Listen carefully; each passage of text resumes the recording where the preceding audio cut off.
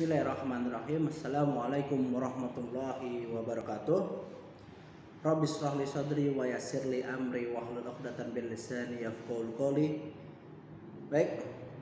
Assalamualaikum warahmatullahi wabarakatuh. Bertemu lagi dengan Bapak pada hari ini, yaitu Senin tanggal 26 Oktober 2020 dalam materi Al-Qur'an. Jika dalam materi Al-Qur'an kemarin kalian sudah menuliskan yaitu tentang hukum izhar, nun sukun dan tanwin, tajwid, hukum izhar, menulis mencatat, maka hari ini akan Bapak jelaskan yaitu tentang hukum nun sukun dan tanwin. Ada berapa hukum, hurufnya apa saja, dan akan Bapak jelaskan tentang izhar. Baik, dipersiapkan bukunya. Perhatikan papan tulis. Mari kita belajar.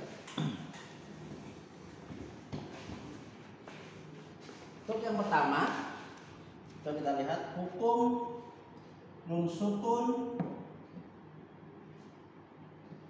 dan tanwin atau tanwin. Hukum nun sukun atau tanwin. Ada berapa hukum nun sukun dan tanwin? Hukum nun sukun dan tanwin dibagi menjadi 4. Ada 4 hukum. 1, 2, 3, 4. Ada 4 hukum dalam nun sukun dan tanwin. Yang pertama yaitu izhar.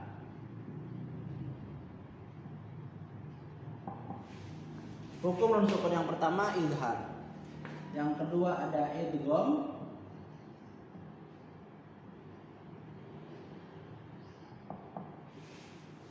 Lalu ada iqlab.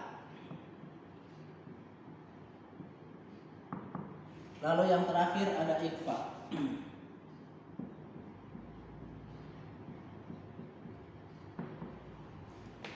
Baik, kita bahas satu persatu secara singkat.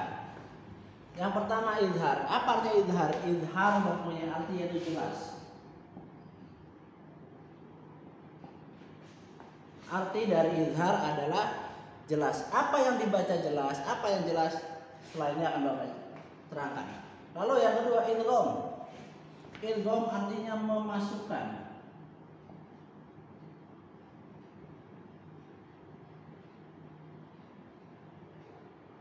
Idgham artinya memasukkan. Pak geser sedikit tulisannya supaya tidak terlalu bertabrakan dengan izhar.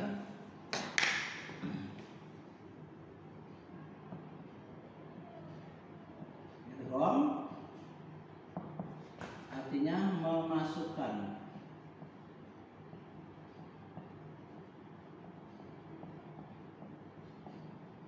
Idgham artinya memasukkan atau mentasydidkan.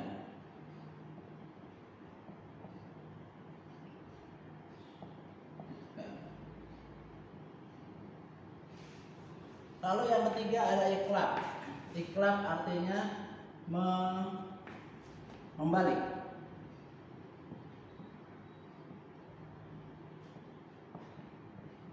Arti dari iqlab membalik. Ikhfa yang keempat atau yang terakhir adalah ikhfa. Ikhfa artinya samar. Ikhfa artinya samar. Yang pertama ada izhar.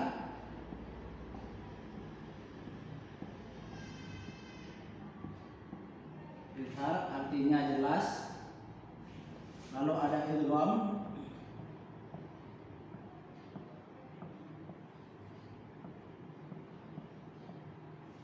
Artinya memasukkan atau mentasydidkan. Lalu yang ketiga ada iqlab. Bapak kotak-kotakan supaya lebih enak membedakannya. Lalu yang terakhir ada ikhfa atau yang keempat ada ikhfa. Artinya sama. Baik. Ditulis dahulu idgham, iqlab, ikhfa. Tidak perlu menirukan bentuk seperti ini.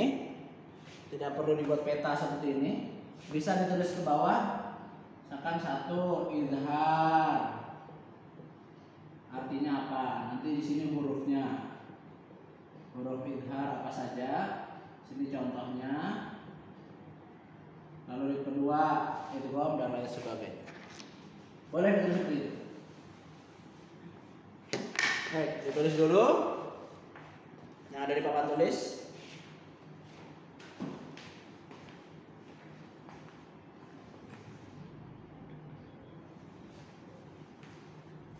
Sudah? Baik, kita lanjutkan. Lalu izhar, idgham, iqlab dan ikhfa. Ini 4 hukum yang ada di dalam nun sukun atau tanwin. Nun sukun dan tanwin, atau pelajaran pertama kita dalam tajwid, nun sukun dan tanwin. Nun sukun dan tanwin dibagi menjadi 4 hukum: izhar, idgham, iqlab dan ikhfa. Sudah? Baik, kita lanjut. Sekarang hurufnya. Apa saja hurufnya? Oh, sebelum masuk ke huruf idgham.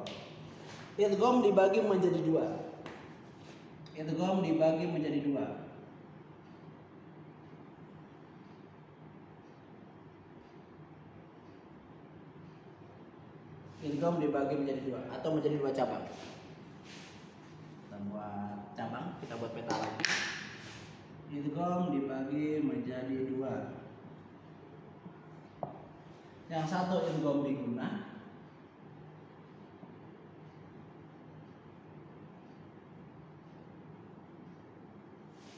idgham bigunnah, lalu ada idgham bila gunnah.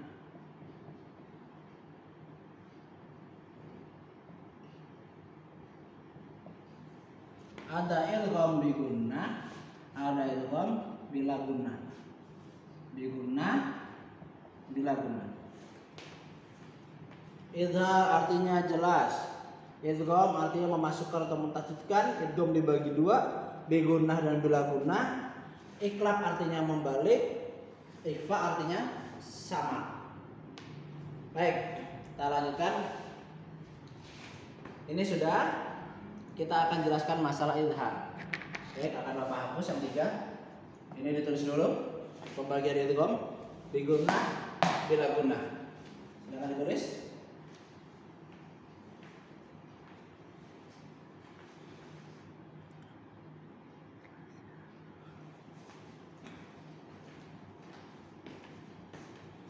Baik, sudah Pak hapus. Karena yang 3 ini akan kita bahas di pertemuan selanjutnya.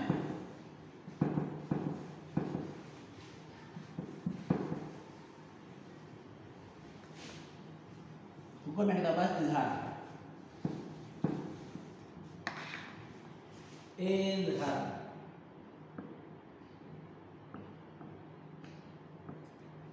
Izhar atau izhar halqi, sama saja ya.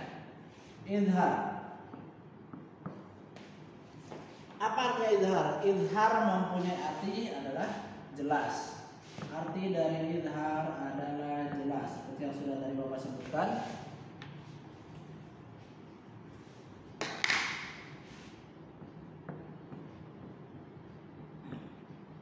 Arti dari izhar adalah jelas. Izhar mempunyai arti yaitu jelas.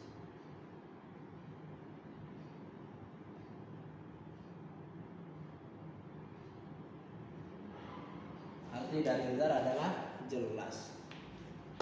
Sebelum masuk ke contoh atau bagaimana harus jelasnya, kita masuk ke huruf dulu. Huruf izhar.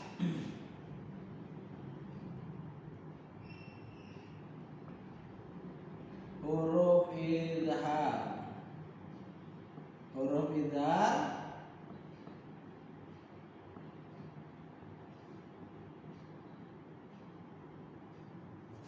izhar hurufnya ada 6. Ada 6 huruf izhar. Ini huruf izhar pakai kotak.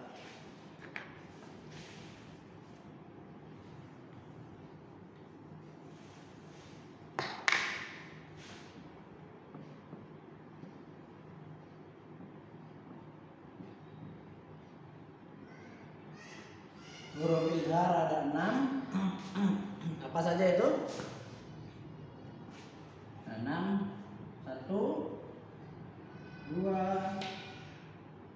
3, harusnya ada 4, 5, 6.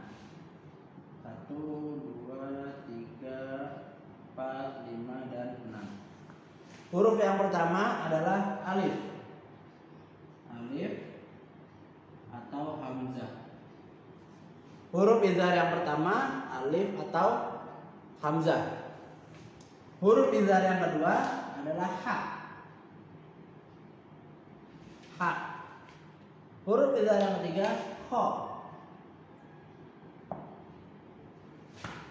Huruf izhar yang keempat ada huruf ain. Lalu ada huruf ghin yang kelima.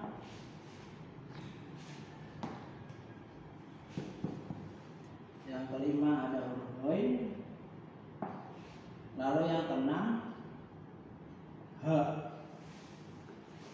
Ada ha, ada ha. Alif atau hamzah, ha, kho, ain, ghin, ha. Ini adalah 6 huruf izhar.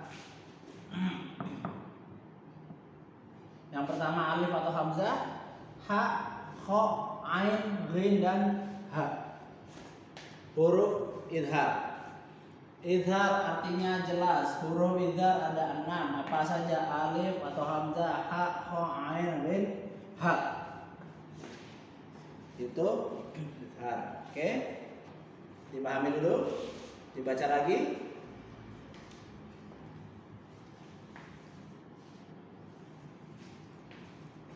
Oke. Izhar jelas. Hurufnya ada ini 6 sudah. Lalu sekarang contoh. Contoh, Bapak tuliskan dulu, itu Bapak terangkan. Contoh izhar.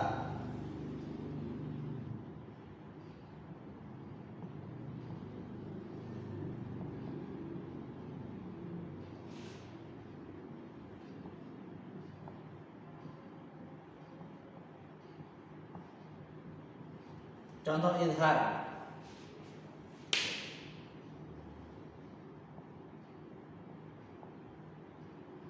Contoh dari izhar apa? Ada di bawahnya. Contoh yang paling biasa ada. Contoh dari huruf alif. Nun sukun bertemu dengan alif.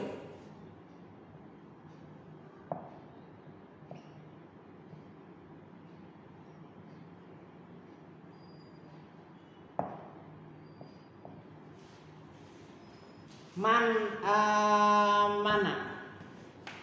Oh, ini fathah berdiri atau yang bendera.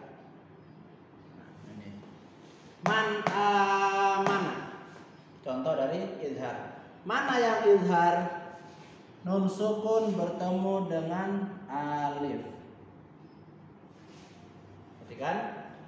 Man amana. Nun sukun bertemu dengan alif. Dibaca jelas. Apa yang jelas nunnya? Jika kita tuliskan dalam huruf bahasa Indonesia atau Latin maka seperti ini.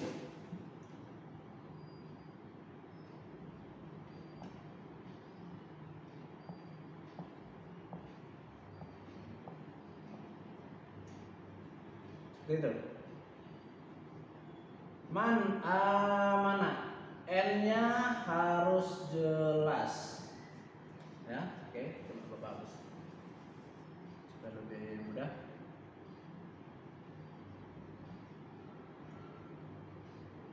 Man amana. Bunyi huruf N pada nun sukun harus jelas. Man amana. Nunnya harus jelas. Itu izhar. Contoh dari nun sukun bertemu dengan alif. Lalu contoh kalau tanwin bagaimana Pak? Oke, tanwin Bapak jelaskan. Ya, bagus.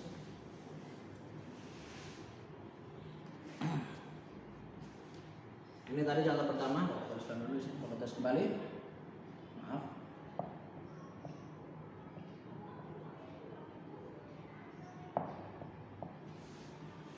Ini contoh nun sukun bertemu dengan alif. Lalu contoh tanwin.